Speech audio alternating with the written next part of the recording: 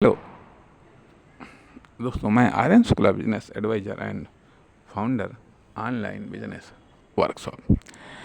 मित्रों, आज हम आपको एक कहानी सुनाते हैं क्योंकि कभी कभी सब्जेक्ट बदल देना चाहिए। इससे दिमाग को भी खुराक मिलती है, विचारों को भी खुराक मिलती है और कुछ अच्छा जानने, सीखने और बताने का भी मौका मिलता है। या यही कह लीजिएगा, कभी कभी अन्य क्षेत्रों में भी योग्यता की आजमाइश कर लेनी चाहिए। नहीं है तो कुछ समय के लिए लाइन से या हट जाना चाहिए। उससे आप एनर्जी से रिचार्ज हो जाते हैं। तो एक कहानी याद आ रही है, एक कथा याद आ रही है। अ, हम आपको बताना चाहेंगे कि नल और दमयंती की कथा आज हम आपको सुनाने का मन करता है, क्योंकि हम जिस लाइफ में जी रहे होते हैं, ये जितना समय जिस लाइफ में गुजारा है तो उसका प्रभाव पड़ता ज़रूर है। तो यहाँ पर हम ये बात कहना चाहेंगे, क्योंकि बचपन में पिताजी कल्याण मासिक पत्रिका को मंगाते थे। तो जब घर में आती थी तो उसको पढ़ने का मौका मिलता था। तो उससे बहुत सारी चीज़ें जानने को भी मिली, सीखने को मिली और अध्यात्म से एक स्वतः ही लगाव उत्पन्न हुआ। उसी संदर्भ में कुछ कहानियाँ पढ़ी, जो कि मानस पटल पर लगभग वैसे ही अंकित हो गई और समय बदलने के साथ ये ज़रूरत महसूस होने लगी कि कुछ चीज़ हमें अगली पीढ़ी के लिए भी छोड़ जाना चाहिए। यदि बेहतर है तो उसे विलुप्त नहीं होने देना चाहिए। हालांकि तमाम सारे प्रयास होते हैं, लेकिन इसके बावजूद भी हम अपने दृष्टिकोण से भी हमको ये कहानी अच्छी लगती है। कभी कभी हम इसको याद करते हैं, इसीलिए तो हम आपको ये कहानी सुना रहे हैं। खैर, हम आपको कहानी सुनाते हैं नल और दमयंती की।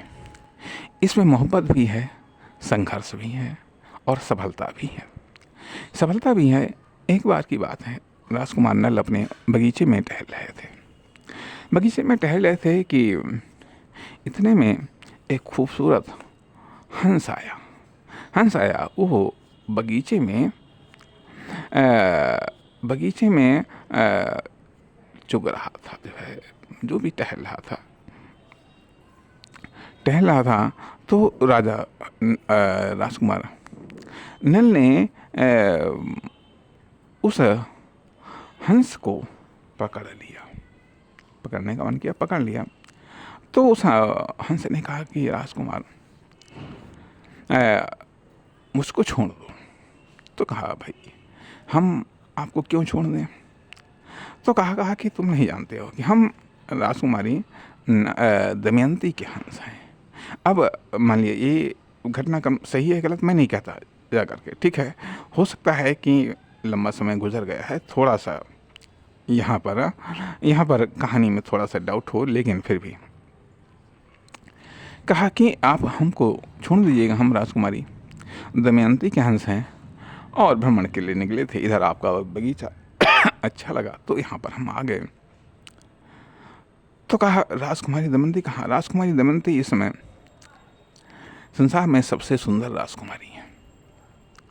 राजकुमारी हैं, विलक्षण लक्षणों से युक्त हैं। और साथ उसने तारीफ की। कहा, यदि आप हमको छोड़ देंगे तो हम आपकी तारीफ राजकुमारी दमयंती से करेंगे। राजा नल को बात कुछ पसंद आई, उन्होंने छोड़ दिया। और उस समय राजकुमार नल धर्मात्मा भी थे, और न केवल धर्मात्मा थे, सुंदर थे और ईश्वर के महान भक्तों में से शामिल थे। खैर, हंस गया और उसने राजकुमारी दमयंती के पास में राजकुमार नल के रूप की इस तरह से प्रशंसा की कि राजकुमारी दमयंती ने उन्हें ही राजा नल को ही पति मान लिया कि मैं विवाह करूंगी तो उन्हीं से विवाह करूंगी। खैर, कुछ समय गुजरा, दमयंती के पिता ने स्वयंवर का आयोजन किया। अब दमयंती इतनी अधिक रूपवती व गुणवती थी कि देवता भी उससे विवाह करने के लिए लालायित थे। देवता भी उससे विवाह करने के लिए चल दिए हैं। इधर राजकुमार नल भी चल दिए। तो राजकुमार नल की सुंदरता को देखते हुए देवता सोचने लगे कि निश्चित तौर पर राजकुमार नल को ही दमयंती चुनेंगी, मुझको नहीं चुनेंगी। तो इसलिए कुछ न कुछ ऐसा किया जाए कि जिससे दमयंती हमें ही चुने। तो राजकुमार नल से देवता मिले और उनसे कहा कि आपको हमारा कार्य करना है, हमारा एक कार्य करना है। तो राजकुमार नल ने कहा ठीक है, बताइए क्या कार्य करना है। कहा कि आपको हमारे दूत बनकर के राजकुमारी दमयंती के पास में जाना है और उनसे कहना है कि हम देवताओं में से किसी एक को चुने। जबकि राजकुमार नल खुद दमयंती से विवाह करने की इच्छा से वहां पर जा रहे थे, लेकिन परोपकार और फिर देवताओं का हित करना अपना कर्तव्य समझ करके इन्होंने कहा ठीक है, हम आपका कार्य तो करेंगे, लेकिन हम राजकुमारी दमयंती से मिलेंगे कैसे, क्योंकि वहाँ पर तो सुरक्षा व्यवस्था होती है, लोग सब देख लेंगे। तो कहा नहीं, हम तुमको ऐसा वरदान देंगे कि केवल राजकुमारी दमयंती ही तुमको देख पाएगी और कोई नहीं देखेगा, और तुम जा करके उससे हमारी बात को कहना। कहा ठीक है। राजकुमार नल वहाँ पर पहुँचे और देवताओं की आज्ञा अनुसार ये राजकुमारी दमयंती से मिले और उन्हें बताया। कहा कि मैं राजकुमार नल हूँ और इस समय देवताओं का दूत बन करके मैं आपके पास में आया हूँ और ये कहने के लिए आया हूँ कि आप उन देवताओं में से किसी एक को चुनें। लेकिन राजकुमारी दमयंती ने कहा कि मैंने तो आपको पति के रूप में स्वीकार कर लिया है, इसलिए मैं तो आपको ही चुनूंगी, और बल्कि मैं तो इसी समय आपका वरण करती हूँ। लेकिन राजकुमार नल ने कहा नहीं, यह उचित समय नहीं है, इस समय मैं देवताओं का दूत हूँ, इसलिए इस समय ये कार्य उचित नहीं है। खैर, कोई बात नहीं। स्वयंवर सभा का आयोजन हुआ। अब राजकुमारी दमयंती वरमाला ले करके उस सभा मंडप में आई और वर चुनने के लिए उन्होंने वहाँ पर बैठे हुए सभी राजकुमारों की ओर प्रस्थान किया। वहाँ पर क्या देखती हैं कि राजकुमार नल देवता लोग समझ गए, तो उन्होंने क्या किया कि राजकुमार नल के ही समान उन्होंने अपना रूप बना लिया। अब राजकुमारी दमयंती देखते हैं कि वहाँ पर तो एक की बजाय कई सारे नल हैं, राजकुमार नल तो कई सारे हैं। अब इनकी समझ में नहीं आया कि आखिरकार हम करें तो क्या करें, किसको हम राजकुमार नल समझें। अंत तो गत्वा जब राजकुमारी दमयंती की समझ में नहीं आया, तो इन्होंने मन ही मन देवताओं से प्रार्थना की। कहा कि हमने मन से राजकुमार नल को अपना पति मान लिया है, इसलिए कृपया आप हमारी विनती को स्वीकार करते हुए मुझे राजकुमार नल को पहचानने की शक्ति दें। इस तरीके से देवताओं से प्रार्थना की और उनकी प्रार्थना पर देवता प्रसन्न हो गए और उन्होंने राजकुमारी दमयंती को ज्ञान दिया कि आप राजकुमार नल को आप पहचान सकती हैं, क्योंकि हम देवताओं के पैर धरती को स्पर्श नहीं करते। हमारे फूलों, जो हमने माला फूलों की धारण कर रखी है, वो मुरझाए हुए नहीं हैं। इस तरीके से केवल जो असली नल होंगे उन्हीं के पैर धरती को स्पर्श कर रहे होंगे, उन्हीं के गले में पुष्पों की माला कुछ मुरझाई हुई होगी। इस तरीके से राजकुमारी दमयंती ने राजकुमार नल को पहचाना और राजकुमार नल के साथ राजकुमारी दमयंती का विवाह हो गया। अब यहाँ पर कहानी का स्टार्टिंग भाग तो समाप्त होता है। इसके बाद कहानी का संघर्ष शुरू होता है। संघर्ष शुरू होता है, उसी समय कलयुग का आगमन होता है। कलयुग सोचता है कि राजकुमार नल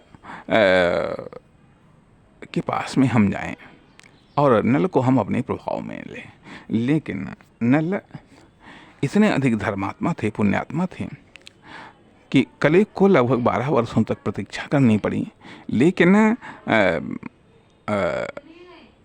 राजकुमार नल कोई ऐसा पाप नहीं कर पा रहे थे जिससे कलयुग प्रवेश कर जाए। लेकिन एक दिन भूल से 12 वर्ष तक प्रतीक्षा की।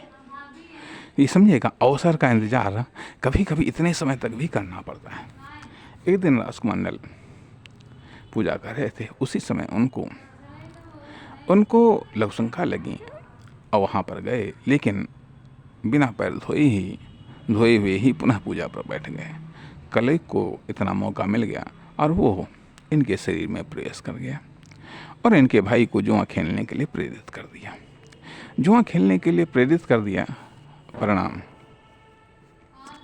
परिणाम हुआ क्या कि जब जुआ खेलने के लिए प्रेरित किया, वो जुआ खेलने के लिए आए। कलयुग राजकुमार नल के शरीर में प्रवेश कर चुका था। अब राजकुमार नल राजा नल हो चुके थे। परिणाम सारा राजपाट हार गए।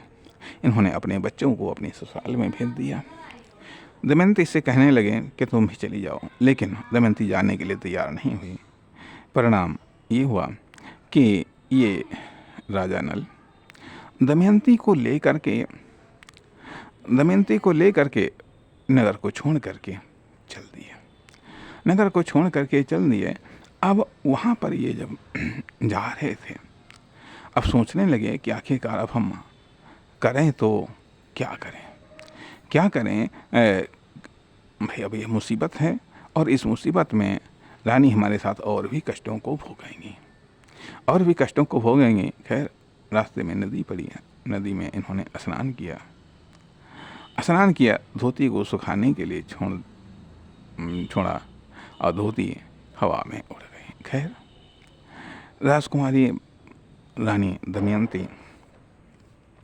दमयंती की साड़ी का आधा हिस्सा लपेटा और इस तरीके से वन में भ्रमण कर रहे थे। और इसी दौरान इन्होंने सोचा कि अब राजकुमारी को छोड़ना ही पर्याप्त होगा। जब राजकुमारी को हम छोड़ देंगे तो ये किसी न किसी तरीके से ये अपने मायके चली जाएंगी। खैर, कोई बात नहीं।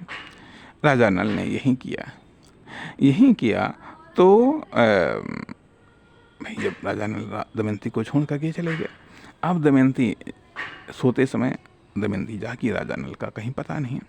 खैर, इन्होंने सोचा अब क्या करें। तो अब इन लोगों की शक्ल ऐसी हो गई थी कि कोई पहचान नहीं सकता था। ये गई एक दूसरे राजा के यहाँ, इन्होंने दासी का काम किया। दासी के रूप में कहा हम काम करने के लिए तैयार हैं। दासी के रूप में इन्होंने कार्य करना शुरू कर दिया। इधर राजा नल चले तो उनको कुछ भूख लगी। वहाँ पर क्या रखा तो नदी में मछली पकड़ी। कहा जाता है कि उन्होंने मछली को भूना और भूनने के बाद में सोचा कि लाओ हम भी हाथ धो लें, तब इनको खाएं।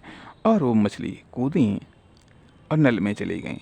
तो कहा जाता है कि राजा नल पर विपद पड़ी, भूंजी मछली जल का जाए। खैर, समय बीतने लगा। उधर एक बार की बात है कि वो जंगल से जा रहे थे, तभी जंगल में आग लगी हुई थी किसी जगह पर, और वहाँ से कहीं न कहीं बचाओ की आवाज़ आ रही थी, बचाओ। राजा नल को पशु पक्षियों की भाषा का ज्ञान था। इन्होंने वहाँ से दौड़े और उस आग में एक सर्प जल रहा था। उस सर्प को उन्होंने आग से निकाल करके उसको बचाया। वो सर्प निकला और उसने राजा नल को काट लिया, जिससे राजा नल का शरीर एकदम काला हो गया, ठिकना हो गया। अब कतई बिल्कुल ही पहचान में नहीं आ रहे थे कि हाँ, ये राजा नल थे। राजा नल ने कहा कि यह अच्छा हमको बचाने का सिला मिला कि हमने सर्प के प्राण बचाए और सर्प ने काट लिया हमारा पूरा का पूरा शरीर ही चेंज हो गया। तब उस सर्प ने कहा राजन, मैं करकोटक नाम का सर्प हूँ, मैं करकोटक नाम का सर्प हूँ, मैंने तुमको काट लिया है, जिससे तुम्हारा शरीर ठिगना हो गया है और काला हो गया है, काला हो गया है। लेकिन मैं तुमको एक दिव्य वस्त्र देता हूँ। इस वस्त्र को जब भी तुम धारण करोगे तो पुनः अपने वास्तविक रूप में प्राप्त हो जाओगे। इस प्रकार से अब तुम आसानी से छिप सकते हो, अब तुम्हें कोई नहीं पहचानेगा और तुम्हारे शरीर में कलयुग है। अब हमारे विष के प्रभाव से वो अत्यधिक परेशान होगा। इस तरीके से वो सर्प चला गया। अब राजा नल वहाँ से चल दिए। चलते चलते एक राजा ऋतुपर्ण थे, उनके यहाँ नौकरी की दरखास्त की कि मुझको नौकरी पर रख लो। तो राजा ऋतुपर्ण ने कहा कि ये बताइएगा कि आप में ऐसी क्या खास बात है कि हम आपको नौकरी पर रख लें जो औरों में नहीं है। कहा, मैं रथ चलाने में बहुत ही कुशल हूँ, मैं रथ चलाने में बहुत ही कुशल हूँ। तो कहा अच्छा ठीक है भाई, रख लिया गया। उधर जब दमयंती के पिता को इन सब हालचाल की जानकारी मिली तो उन्होंने भाई पता लगाना शुरू कर दिया। उनके गुप्तचर पता लगाते दमयंती का पता लगा लिया कि हाँ वो वहाँ पर दासी के रूप में है। खैर राजा मतलब दमयंती के पिता ने दमयंती को वहाँ से सम्मान बुलाया। अब यहाँ पर दमयंती अपने मायके में आ गई। अब मायके में आ गई तो अब ये सोचने लगी राजा नल का पता लगाया जाए। तो इन्होंने अपने गुप्तचरों को भेजा चारों दिशाओं में कि राजा नल का पता लगाओ। खैर घूमते उन्होंने दमयंती को बताया, कहा कि राजा ऋतुपर्ण के यहाँ एक सारथी है, तो उस पर हमें शक है कि संभव है कि वो राजा नल हो। तो उन्होंने कहा अच्छा ठीक है। कहा वहाँ पर जाओ और उनसे कहो जा करके कि राजकुमारी दमयंती का स्वयंवर है, और वो भी जब तुम वहाँ पर पहुँचोगे तो सिर्फ एक दिन बाद का देना समय उनको। जब पहुँचोगे तो एक दिन बाद का समय देना, क्योंकि सिर्फ केवल एक दिन में वहाँ से लेकर के यहाँ तक केवल राजा नल ही रथ को ला सकते हैं, और कोई इतने कम समय में वहाँ से लेकर के यहाँ तक रथ को कोई नहीं ला सकता है। खैर इन्होंने गुप्तचर गए भाई, उन्होंने राजा ऋतुपर्ण को दमयंती के स्वयंवर की सूचना दी। राजा नल ने सुना तो उन्हें बड़ा आश्चर्य हुआ कि क्या राजकुमारी दमयंती दूसरा विवाह करने जा रही हैं। उधर राजा ऋतुपर्ण ने कहा कि अब इतना कम समय हम कैसे पहुंच सकते हैं, इतने कम समय में तो हम नहीं पहुंच सकते हैं। उन्होंने अपने सारथी, तब राजा नल ने अपना नाम बाहुक रख लिया था। बाहुक से कहा भाई इतना कम समय है, इतने कम समय में हम वहाँ तक कैसे पहुँच सकते हैं। लेकिन राजा नल जो बाहुक के रूप में राजा ऋतुपर्ण के सारथी थे, उन्होंने कहा कि नहीं, हम आपको पहुँचा देंगे, हमारा ये वादा है। कहा ठीक भाई चलो। चल दिए वहाँ से, रास्ते में एक गूलर का पेड़ पड़ा। राजा ऋतुपर्ण ने देखा और बता दिया कि इसमें इतने हजार, इतने 100 और इतने फल हैं। राजा नल को आश्चर्य हुआ, कहा कि महाराज आपने इस पेड़ को देखा और देखने मात्र से ही बता दिया कि इसमें इतने फल हैं, अब मैं इन फलों को गिनूंगा। ऋतुपर्ण ने कहा कि यहाँ पर विलंब हो जाएगा। कहा नहीं राजन, मैं गिनूंगा, विलंब नहीं होने दूंगा। राजा नल ने गिना और वास्तव में उतने ही फल निकले। तो राजा नल ने कहा आपको कैसे पता चला कि इस पेड़ में इतने ही फल हैं? तो राजा ऋतुपर्ण ने कहा कि मैं दूत विद्या, जुए की विद्या का बहुत बड़ा जानकार हूँ, जिसके कारण मैंने इतनी जल्दी इस पेड़ के फलों को गिन लिया। तो सारथी बने राजा नल ने कहा कि आप हमको ये विद्या सिखा दीजिए। तो ऋतुपर्ण ने कहा कि आपको अपनी अश्वकला सिखानी पड़ेगी, बदले में हम आपको यही विद्या सिखाएंगे। यही विद्या सिखाएंगे। ऋतुपर्ण और राजा नल के बीच में समझौता हुआ। जब समझौता हुआ तो राजा नल के शरीर से कलयुग निकला और उस गूलर में समा गया और ये कहा हे राजन, आप बहुत ही धर्मात्मा हैं, आप बहुत ही धर्मात्मा हैं। हम आपकी धर्मनिष्ठा से प्रसन्न हैं। जब से करकोटक ने आपको काटा है, तब से हम बहुत पीड़ा पा रहे थे, लेकिन हम आप पर प्रसन्न हैं और ये आपको वरदान देते हैं कि इस कथानक को जो भी कहेगा सुनेगा, उस पर कलयुग का प्रभाव नहीं होगा। उसके बाद में राजा नल बाहुक राजा ऋतुपर्ण को लेकर के राजा नल अपनी ससुराल में पहुंचे। जा करके वहाँ पर देखा क्या राजा ऋतुपर्ण ने कि वहाँ पर तो स्वयंवर जैसी कोई व्यवस्था नहीं है। स्वयंवर जैसी कोई व्यवस्था नहीं है। तो राजा ऋतुपर्ण को बड़ा आश्चर्य हुआ। उधर दमयंती के पिता ने जब जाना कि राजा ऋतुपर्ण आए हैं, तो उन्होंने उनका राजोचित स्वागत किया और राजा ऋतुपर्ण इस बात को गोल कर गए कि वो यहाँ पर आए किस लिए। खैर कोई बात नहीं। अब दमयंती को जानकारी मिली कि राजा नल अर्थात राजा ऋतुपर्ण आ चुके हैं और निर्धारित समय में आ गए। तो इनका विश्वास और अधिक पक्का हो गया। तो इन्होंने अपनी दासियों को भेजा कि जाओ देखो जाकर कि राजा जो उनका सारथी है वो अपना भोजन किस तरीके से बनाता है। खैर दासियां गईं, देखा राजा नल इतने अधिक प्रतापी थे। उन्होंने देखा कि उन्हें झाड़ू नहीं लगाना पड़ता है, हवा अपने आप साफ कर देती है। पानी भरना नहीं पड़ता है, उनके बर्तनों में पानी स्वतः ही भर जाता है। आग जलानी नहीं पड़ती है, आग स्वतः ही जल जाती है। तब जब दासियों ने ये बताया तो दमयंती ने ये बात अपने माता पिता को बताई। कहा आप हमें अनुमति दें कि हम बाहुक से मिलें, और ऐसी बात जिसके कारण हमको शक है। तब राजकुमारी को अनुमति मिली। राजा नल दमयंती से मिले। तब दमयंती ने पूछा कि आखिरकार ये बताइएगा कि आपके साथ ये सब क्या हो गया। तो नल ने भी पूछा कि हमें आश्चर्य हुआ कि आपके स्वयंवर की। तो कहा कि जब हमने अपने गुप्तचरों से जब पता लगा लिया तो हमने ये स्वयंवर का नाटक रचा, क्योंकि इतने कम समय में सिर्फ आप ही ला सकते हैं। तो इसलिए आप हमको ये बताइए क्या आपके शरीर की ये दशा कैसे हो गई।